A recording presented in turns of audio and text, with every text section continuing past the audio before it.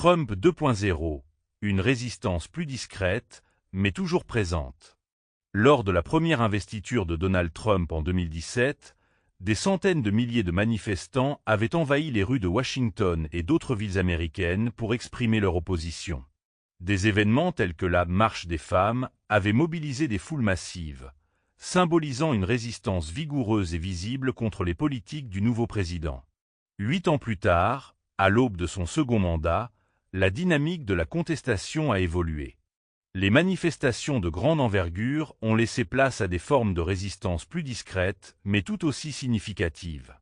Cette transition reflète une adaptation stratégique des opposants, qui cherchent désormais à influencer le cours des événements par des moyens moins visibles mais potentiellement plus impactants. Dans les arcanes du pouvoir, de nombreux fonctionnaires et responsables institutionnels opposés aux politiques de Trump ont choisi de rester en poste pour servir de contrepoids interne. Leur objectif est de freiner ou de modérer les initiatives présidentielles qu'ils jugent contraires aux valeurs démocratiques ou aux intérêts nationaux. Cette forme de résistance, moins visible que les manifestations de rue, s'avère cruciale pour maintenir un certain équilibre au sein de l'appareil d'État. Les opposants à Trump ont également intensifié leur recours aux voies judiciaires pour contester les décisions présidentielles. Des organisations de défense des droits civiques, des associations environnementales et d'autres groupes ont multiplié les actions en justice pour bloquer ou retarder la mise en œuvre de certaines politiques. Cette stratégie vise à utiliser le système judiciaire comme un rempart contre les mesures perçues comme abusives ou illégales. Avec l'essor des technologies numériques, une partie significative de la contestation s'est déplacée en ligne. Les réseaux sociaux sont devenus des plateformes majeures pour organiser des campagnes de sensibilisation, mobiliser des soutiens et diffuser des informations alternatives.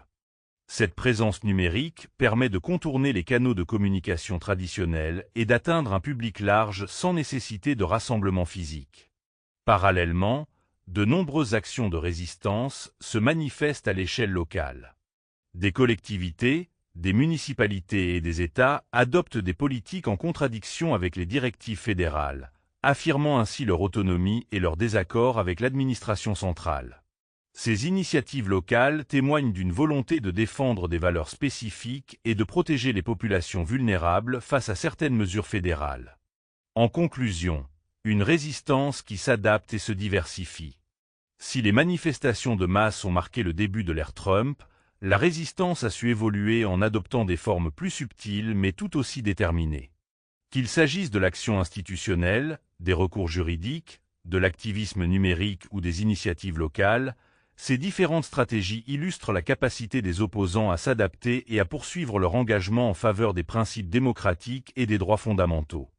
Merci d'avoir écouté Éditorial International. Abonnez-vous à la chaîne et n'hésitez pas à laisser un pouce et un commentaire.